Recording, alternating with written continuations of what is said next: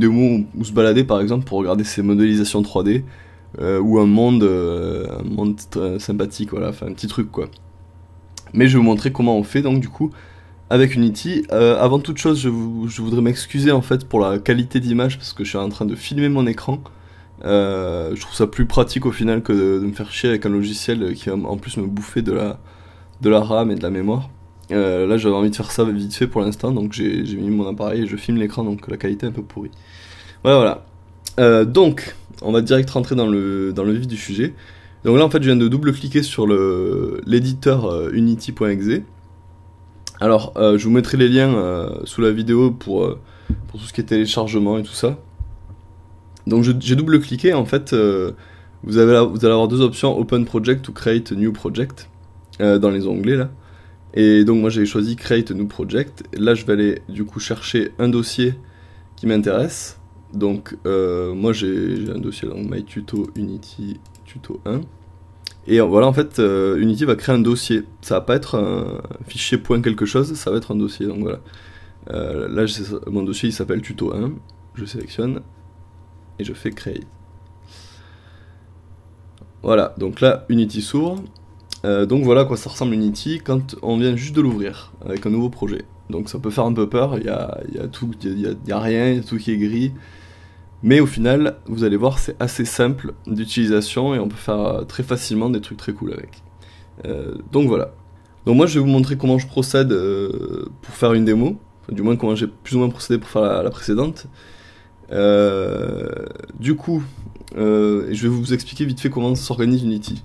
Donc en gros, Unity, ce qui est important, c'est les assets. Ce qui est le plus important, ce qu'on appelle les assets, en fait, c'est tout ce qui va contenir votre jeu, quoi.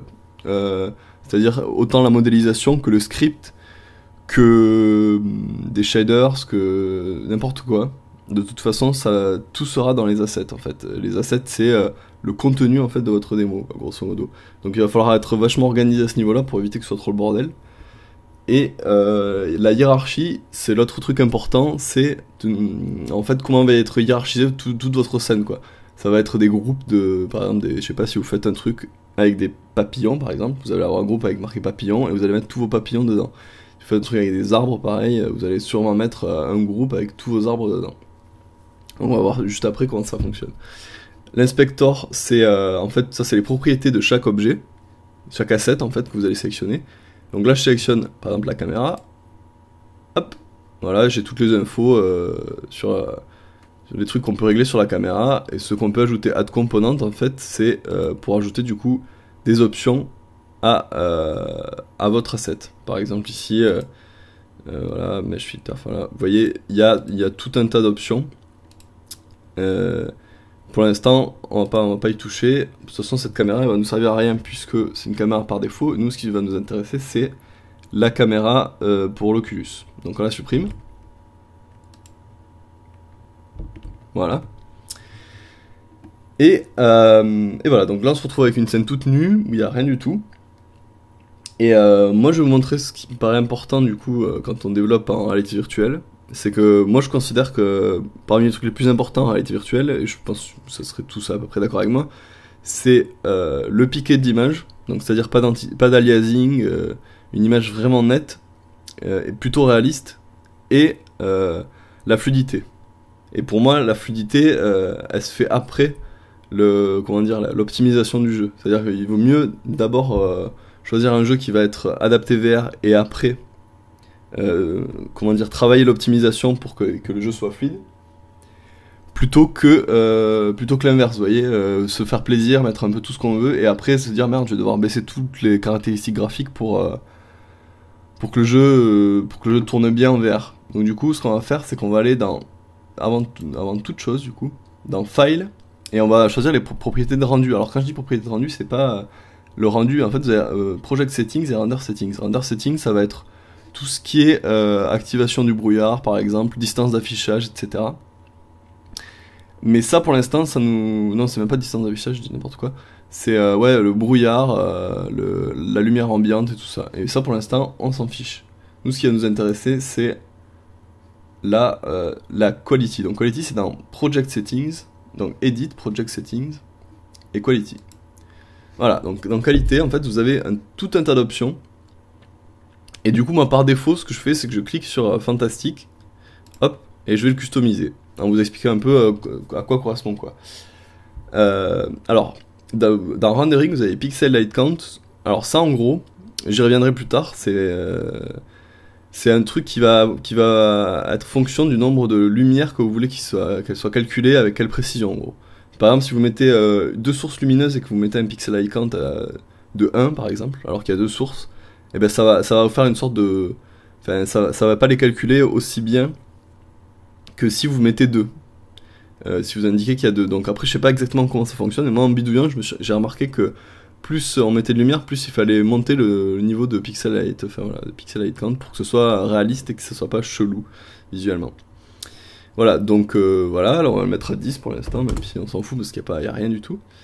Texture quality, donc ça au max, moi je préfère le mettre au max de base, parce qu'en fait ça va être fonction de ça, anisotropique texture. Ça va être comment sont calculées vos textures. Alors si vous mettez per texture par exemple, ça veut dire que chaque texture sera calculée en fonction du réglage que vous avez donné à la texture en question en fait. Mais ça va pas faire le même rendu pour toutes les textures, c'est-à-dire que chaque texture aura sa compression attitrée on va dire. Vous allez voir plus tard comment ça marche. Forced on, ça veut dire que toutes les textures vont être à la résolution qu'on a donnée ici. Donc si vous mettez forced on et que vous forced on plutôt, anglais de merde, et que vous mettez full resolution, et ben en fait toutes les textures vont être à leur résolution max. Si vous mettez half res, ben, toutes les textures vont être à la moitié de la résolution, compressées donc à la moitié. Voilà.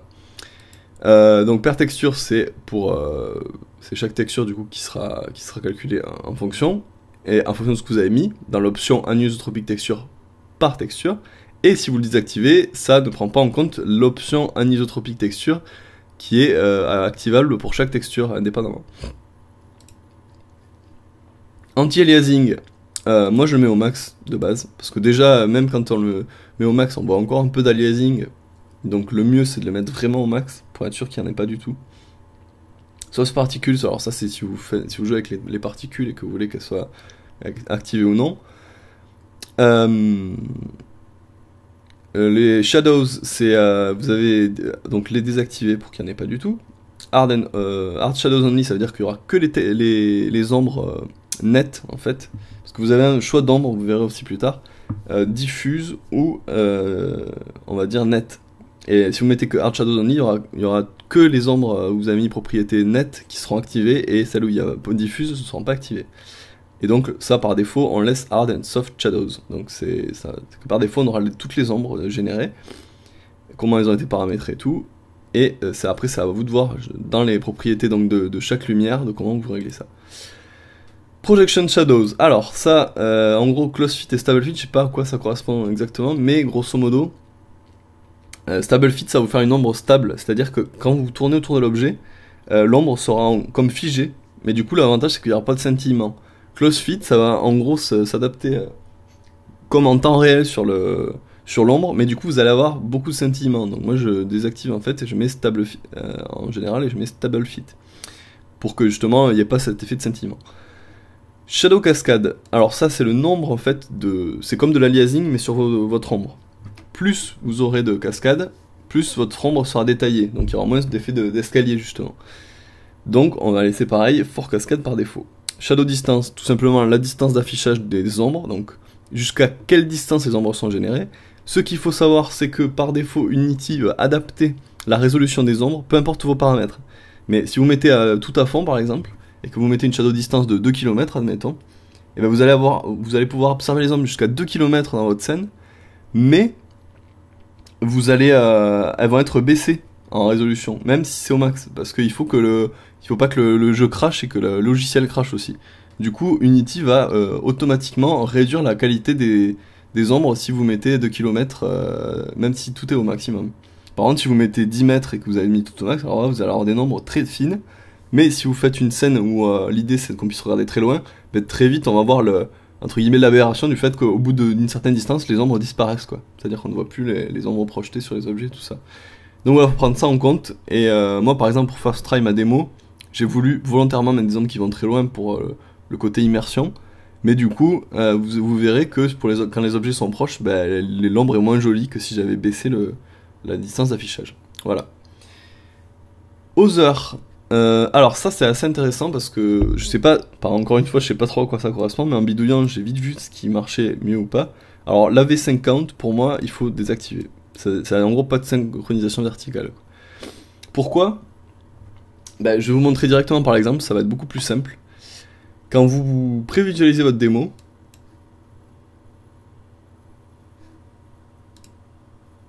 vous allez voir, voilà, là j'ai pas mis la synchronisation verticale, je suis à 1000 et quelques FPS, alors qu'il n'y a rien dans ma scène, ce qui est logique. Là, je vais mettre maintenant la synchronisation verticale, mais une faible en plus, pas un maximum. Et vous allez voir, hop, je suis à 71 FPS, en gros, alors qu'il n'y a absolument rien dans ma scène. Et c'est un problème parce qu'il faut que je sois à 75 FPS minimum avec le DK2 pour une expérience confortable. Vraiment confortable. Donc il faut vraiment que 75 FPS soit le chiffre butoir. Et là, sur ma config, je suis à 70 tout juste, alors qu'il n'y a absolument rien dans ma scène. Et quand je désactive la synchronisation, là, on passe à 2000, même il m'affiche. Donc ça vient de couper, donc je reprends. Oui, donc je disais, voilà, la synchronisation verticale, on la désactive. Enfin, du coup, moi je la désactive par défaut pour avoir une marge de manœuvre assez large pour développer la démo. Et de toute façon, il n'y a pas photo quand on voit la différence d'image par seconde qui est induite, quoi. Voilà. Donc, maintenant qu'on a réglé ça, donc que on va dire notre base VR pour moi est donnée en termes de résolution, parce qu'après en termes de FPS, tout va être une question d'optimisation de la démo. On va s'attaquer au vif du sujet, du coup créer la démo. Alors avant toute chose, je vais vous montrer, je vais juste vous expliquer que voilà, toutes ces petites manips là, en fait, ça, pour faire une rotation de la caméra autour de votre objet ou de votre asset, c'est Alt plus clic gauche, voilà, maintenu. Pour se déplacer comme ça, c'est clic sur la molette. Et pour zoomer, dézoomer, c'est la molette, voilà. C'est à peu près tout ce qu'il y a à savoir pour se déplacer dans la scène. Donc voilà. Et maintenant, qu'est-ce qu'on va faire? C'est qu'on va créer tout simplement notre première scène. En fait, la scène dans Unity, c'est l'équivalent, on va dire, d'un niveau, grosso modo. Donc, File, Save Scene, puisqu'il n'y en a toujours pas pour l'instant. Et voilà, là, ça va ouvrir automatiquement s'il n'y a pas de scène de base. Le dossier, donc, tuto 1, ici, qui est mon projet Unity. Et ça va faire un fichier .unity. Donc là, c'est la scène. Donc je vais l'appeler World. Enregistrer. Et voilà, là j'ai une scène qui s'appelle World et qui est absolument vide pour l'instant parce qu'il n'y a rien. Donc sans attendre, je vais créer un sol en allant dans Game Object, Create Other, hop, Plane. Alors on peut aussi créer un terrain, mais un terrain c'est comment dire, c'est pour quand vraiment on veut faire des montagnes ou qu'on veut peindre entre guillemets sur le sol. Mais là je vais juste montrer basiquement comment faire une démo. Du coup, on va mettre un plane qui est juste un carré tout simple qui a pas, sur lequel on peut pas forcément mettre de relief et tout ça. Donc voilà, je crée le plane, je vais l'agrandir, voilà, pour être sûr que on y voit assez loin. Je le baisse un petit peu. Voilà. Donc là c'est bon. Et maintenant, ce qui va être un des trucs les plus importants, ça va être d'intégrer le fameux donc pack Unity qui est fourni du coup sur le site d'Oculus. Je mettrai le lien sous la vidéo. Et qui permet du coup de très simplement, voilà, d'intégrer donc l'effet Oculus sur la démo. Donc je clique sur le dossier Unity Oculus Unity Intégration. Et là j'ai plusieurs fichiers, et lui, celui qui m'intéresse en fait c'est Oculus, donc Unity Intégration.Unity Package. Alors un package sur Unity c'est un ensemble d'assets que vous pouvez vous-même faire un package par exemple. Un ensemble d'assets en fait qui est regroupé en un pack qu'ensuite on peut mettre dans toutes les démos qu'on veut. Donc là je fais glisser tout simplement le package dans la rubrique asset. J'attends que ça charge pour l'import. Et voilà, et là j'ai tout en fait, tous les trucs, j'importe tout, je ne me pose pas de questions. Ça charge encore.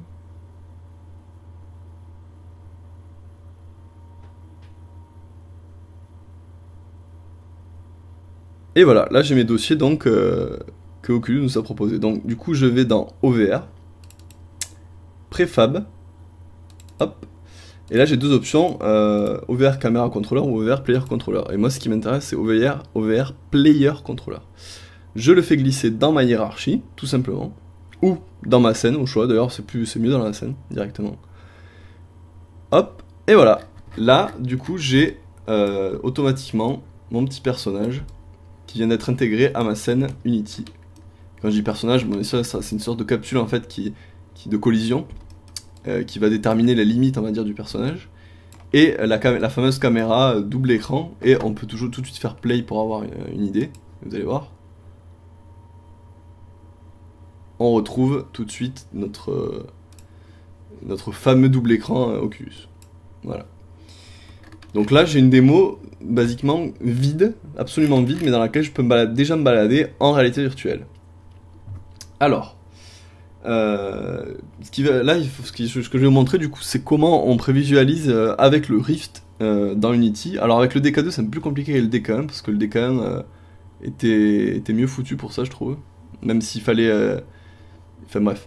Et le DK2 c'est un peu plus relou, mais en gros ce que j'ai fait moi c'est que je mets le DK2 en mode étendu, tout simplement, je l'éteins, donc là il est éteint en fait, j'éteins avec le petit bouton qui est sur l'Oculus, et quand je fais une prévisualisation, alors déjà quand on fait une prévisualisation avec le Rift il faut mettre Maximize on Play, c'est une option qui est là, qui est cachée du coup parce que là j'ai la prévisualisation du Rift, alors, on va enlever ça, désactiver. Voilà, en fait, ouais, vous voyez là j'ai cliqué sur Maximize on Play tout à l'heure, et ici, c'est vachement important pour justement se faire une idée de la démo, parce qu'avec la VR on doit vérifier en permanence les échelles et que tout ait l'air à peu près bien, et c'est vachement important du coup de pouvoir checker facilement. Donc du coup pour checker, là je réactive, je mets Play, et une fois que c'est lancé, hop, vous voyez, je prends le Rift, et j'appuie là pour l'allumer, et automatiquement, voilà, comme il est en mode étendu, et surtout indiquer que c'est l'écran principal, le Rift, et ben je regarde dans mon Rift et c'est bon, j'ai la démo. Donc là j'éteins, puisque ça ne m'intéresse pas. Hop. Et je reviens sur mon projet. Donc, voilà, là on vient de créer un truc très très simple, mais ça ressemble pas vraiment à une démo. Donc ce qu'on va faire, c'est que je vais vous montrer comment on importe les objets dans la démo. Et là c'est vraiment très simple, il n'y a rien de plus simple. On va créer un dossier qu'on va appeler Mesh.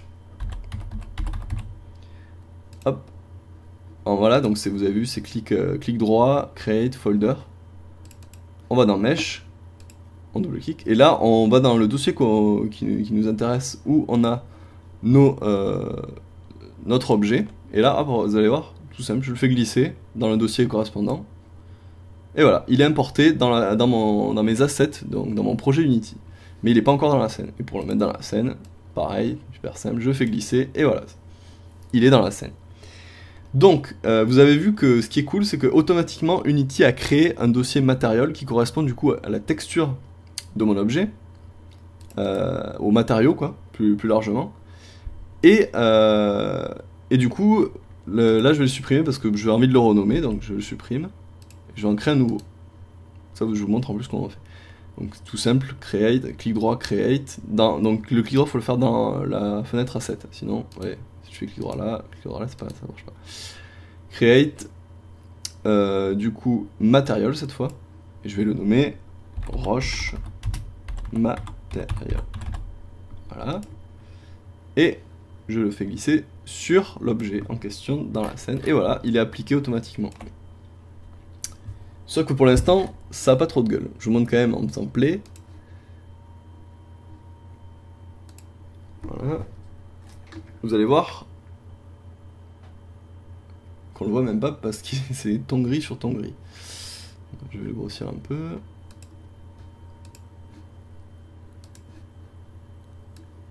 Voilà, ça va être mieux. Voilà, vous voyez, ça ressemble à rien parce qu'il n'y a absolument aucun effet. Mais j'ai déjà une scène en VR dans laquelle je peux me balader avec cette fois un petit rocher tout moche. Donc ce qui va nous intéresser du coup ça va être dans un premier temps de texturer ce rocher. Alors pareil pour le texturer, je vais dans mon dossier où j'ai mes textures, et je vais importer la texture et une normal map. Alors un normal map, pour ceux qui ne savent pas, c'est ce qui va créer la profondeur sur la texture. Donc c'est une fausse profondeur en fait, qui est pas forcément géniale en VR, mais forcément ça bouffe moins de ressources que de faire tous les polygones pour donner du relief. Vous voyez là, j'ai un mesh à un peu plus de 90 polygones je crois. Enfin du coup comme c'est des quadriangles, c'est pas, enfin comme c'est des triangles pardon, et que c'est pas des carrés, je dois être même au double. Enfin bref. Du coup, je fais glisser ça. Et voilà, je fais glisser donc ma texture et ma normal map.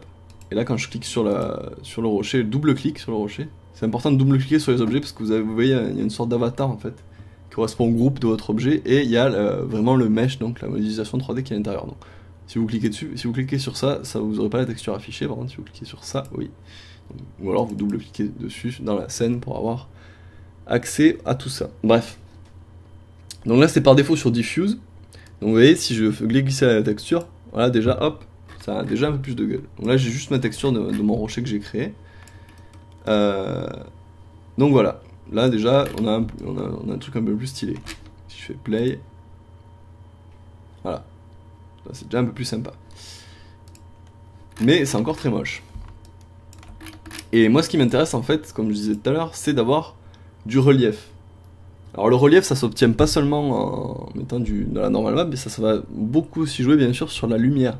Parce que pour moi c'est un truc vachement important, l'éclairage, les ombres, pour justement renforcer cet effet de parallaxe qui est vachement important pour l'effet 3D en VR. Du coup je vais choisir Bumped Diffuse. En fait Bumped ça veut tout simplement dire qu'il y a du bump mapping ou du normal mapping. Donc je mets Bumped Diffuse. Et là, j'ai deux textures qui me sont proposées. D'un côté, la texture que j'ai déjà appliquée, de l'autre, la normal map, du coup, qui va créer cet effet de relief, mais qui sera vraiment visible quand on mettra une lumière. Donc je le fais glisser, et là vous allez voir, c'est un peu bizarre, parce que j'ai un truc tout noir un peu bizarre. Et pourquoi? Parce que tout simplement, c'est à moi d'indiquer à Unity, et là on va revenir à ce que je disais au début, à quoi correspondent les textures. Et vous allez voir, il y a tout un tas de réglages. Donc là, je clique sur la texture, donc dans les assets, dans le fichier source on va dire, et vous voyez qu'il y a plein de, enfin il y a quelques petits paramètres à régler. Et pour l'instant il m'indique texture type, texture, et en fait au final ça c'est pas vraiment une texture puisque c'est ma normal map. Donc je vais indiquer à Unity tout simplement que c'est pas une texture mais une normal map. Voilà, hop, ça en fait, Create Grayscale, c'est le truc qui va, la bumpiness, c'est ce qui va gérer en fait la profondeur de notre normal map. Mais c'est normalement, si votre normal map est bien pensé en amont dans votre logiciel de création, vous ne devriez pas avoir à y toucher. Donc hop, ça on désactive. Et on fait appliquer. Il faut faire appliquer sinon ça prend pas en compte. Et voilà, là il voit que c'est une normal map, du coup ça a quand même déjà un peu plus de gueule. Même si j'ai pas mis de lumière, on voit qu'il y a plus de relief sur la texture. Donc là c'est bon, ma texture elle est bien définie. Mais, encore une fois, c'est pas génial. Et un des trucs qui va permettre que ce soit un petit peu plus génial, c'est aussi qu'on arrive à distinguer du coup le sol de ce fond par des couleurs unies justement. Du coup, ce que là on va créer en fait, c'est la fameuse skybox, donc le ciel de notre démo en fait. Donc pour ça, on va dans Edit, là on va dans Render Settings et pas Quality, on clique dessus. Et là, on va voir qu'il y a tout un tas de paramètres, mais ce qui nous intéresse à nous, là, c'est donc du coup la Skybox. Et vous voyez ici, Skybox Material. Et là, donc j'ai le choix dans tous les matériaux que j'ai déjà créés, ou qui sont déjà par défaut donnés avec Unity, de qu'est-ce que je vais choisir comme Skybox. Par exemple, si vous voyez, si je prends ma texture de rocher, hop, mon ciel, c'est une texture de roche, et c'est absolument dégueulasse. Donc ça va pas aller. Donc ce qu'on va faire, c'est qu'on va créer une texture qui est adaptée à la Skybox. Donc on va créer un dossier, create, folder, Skybox 6 on va dire. Comme ça, au cas où s'il y en a plusieurs. Voilà, on va créer encore un nouveau dossier, on va appeler une Sky 1. Voilà. Et là on va faire create, material, hop, et on va le nommer Sky 1 Material. Voilà. Et on va aller donc, on va cliquer sur le matériau et on va aller dans Sky Material. Vous avez cette fois donc dans la texture, on va choisir ce qui est celle qui va nous intéresser cette fois, c'est Render FX Skybox. Hop. Et là, si je clique sur le matériau, vous allez voir, il y a plein de petites images à mettre à l'intérieur. Et en fait, ces images, ça correspond tout simplement aux faces du cube. Parce qu'en fait, la Skybox, c'est un cube géant, pour ceux qui ne savent pas, qui est avec toutes ces faces qui représentent le ciel. Voilà, donc, je vais dans mon fichier où j'ai une Skybox, du coup, qui est adaptée à ça. Pour ma part, moi, je fais les Skybox avec TerraGen, qui est un logiciel hallucinant. Donc, je vous le conseille, il s'appelle TerraGen, je mettrai un lien en dessous de la vidéo, et ça permet de faire des Skybox de fou, ça prend un peu de temps, mais on peut faire tout ce qu'on veut. En termes de nuages, en termes d'éclairage, et c'est hyper réaliste, c'est un logiciel très puissant. Hop, et je fais glisser dans mes assets. Et là du coup j'ai toutes les faces en fait de ma Skybox qui sont du coup importées dans Unity. Donc je fais de la merde, je reviens dans Render Settings, et là je vais choisir du coup, hop, dans mes matériaux, Sky 1 Material. Pour l'instant il est tout blanc. Je vais dans Sky 1 Material, et là, donc il sera affiché, et je vais faire glisser toutes les parties de ma Skybox aux places attitrées. Donc là j'ai Front, je les ai nommés exprès, ça va dans Front. Vous voyez déjà, tac, Back, ça va dans Back, Left, Right, et Up. Hop, Down je l'ai pas mis parce que là comme il y a un plane, vous voyez, ça servira à rien d'avoir pris le temps de générer, on va dire, le sol dans la Skybox, étant donné qu'on le verra pas. Et là, voilà, déjà, même si c'est encore pas super beau au niveau du sol et tout ça, on a un truc qui est quand même vachement plus joli, juste en ajoutant un ciel qui a un peu de la gueule, quoi. Et pas en prenant des trucs moches ou un truc comme ça. Et là, déjà, vous voyez, niveau immersion, si je mets en mode Rift, c'est quand même plus sympa que ce qu'il y avait avant. Et c'est pas trop dur parce que ce qu'il y avait avant, c'était vraiment rien du tout en fait. Du coup, je vais ajouter une lumière pour renforcer encore ce sentiment d'immersion. Donc Create Other. Et là, j'ai plusieurs types de lumière. Donc Directional Light, Point Light, Spotlight. Donc Directional Light, c'est celle qui nous intéresse, c'est celle qui se rapproche le plus du soleil. Ça va diffuser une lumière parallèle sur tout l'ensemble de la map en fait. Point Light, c'est un point lumineux, une petite zone lumineuse, on va dire. Spotlight, c'est un spot lumineux, et Area Light, j'ai jamais utilisé, mais je suppose que c'est pareil, une zone lumineuse, mais peut-être gérée différemment que Point Light. Donc, je crée Directional Light, et là, hop, vous voyez, bon, elle est pas du tout dans le bon sens, le soleil est là-bas, et la direction de ma lumière elle vient de là, donc ça va pas du tout, pour le réalisme de la scène. Mais par contre, vous voyez déjà, l'effet du normal map est assez intéressant. Parce que déjà, là, niveau immersion, on y gagne vachement, même si le soleil vient pas du bon endroit. Donc, le soleil, je vais le sélectionner. Dans ma hiérarchie. Donc, il est déjà sélectionné. Hop. Et je vais essayer de le faire matcher avec le vrai soleil. Donc, que j'ai sur ma Skybox. À peu près. Hein. C'est pas grave, on n'est pas aux pièces. Bon, là, c'est peut-être un peu surplombant encore. Un peu...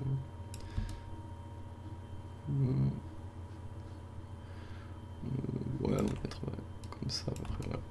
Bon voilà. Donc là déjà j'ai un soleil qui est un peu plus raccord avec ma Skybox.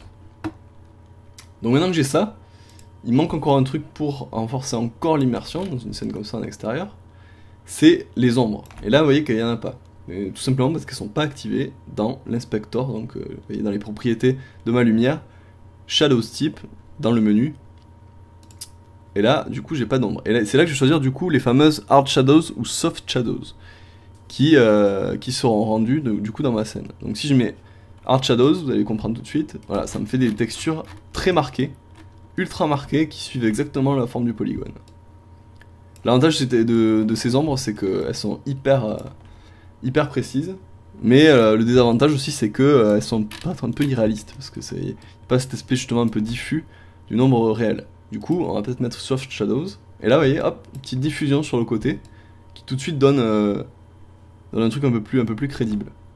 Et ça, je peux le régler. Je peux régler la prise en compte des polygones, et je peux aussi régler la diffusion de l'ombre. Voilà. Vous voyez? Je sais pas si on le voit bien. Mais voilà, c'est comme ça que ça se règle. Donc c'est vraiment très intuitif et très simple. Et voilà, là déjà, j'ai un truc très sympa dans lequel je peux... Enfin, très sympa, je vais pas déconner non plus. J'ai un truc très basique, mais qui est déjà assez sympa en termes, on va dire, d'immersion, de réalisme, dans lequel je peux me balader. Si je mets en mode Rift, je peux me balader dans la scène. Voilà. Et vous allez voir, regardez, hop, je passe à travers le caillou. Et ça, je vais vous montrer comment on l'enlève, c'est tout simple. On double-clique sur le rocher. Tac, tac.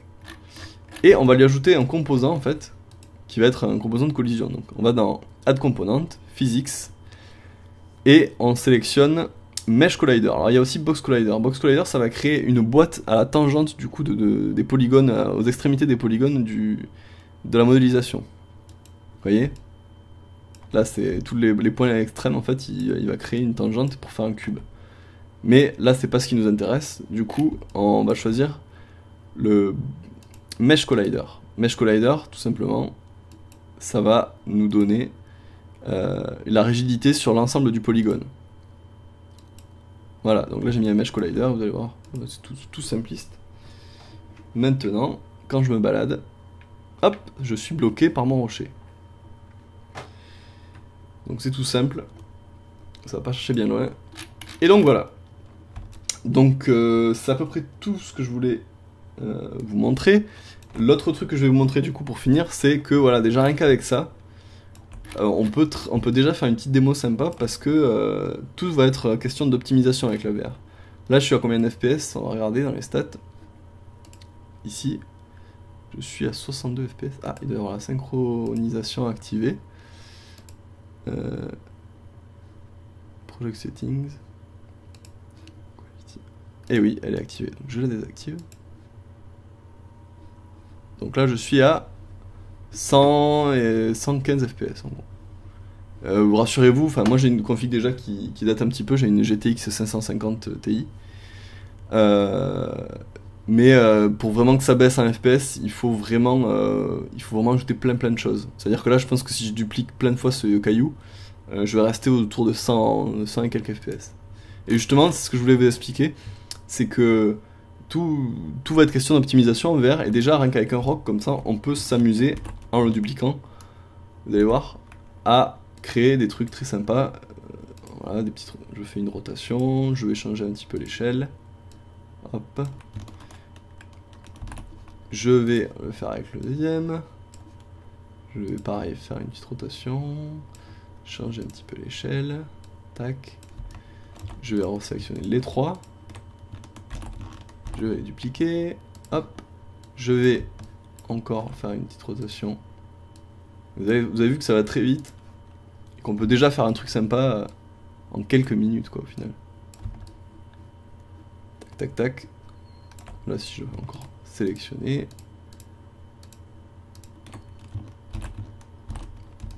Je le déplace, hop. Je vais grossir. Et voilà, là déjà, en quelques clics, j'ai pu faire un petit truc très sympa dans lequel me balader. Je play. Et voilà. Là, j'ai une petite démo déjà dans laquelle je peux profiter du paysage, on va dire. Voilà, voilà. Donc, c'est très simple. Pour faire des trucs comme ça, vous voyez, c'est vraiment simpliste et on peut faire des trucs très sympathiques en quelques clics, quoi. Donc vous voyez que c'est pas super compliqué.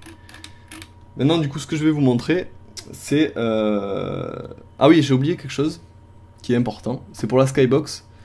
Il faut penser à mettre toutes les textures en fait, donc toutes les sélectionner.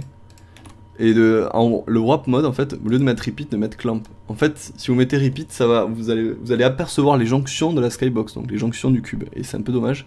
Alors que clamp du coup ça arrête la texture à son extrémité, ça la duplique pas pour la suite, et là par contre vous aurez une texture, vous verrez pas les jonctions de la skybox, mais c'est important de le faire.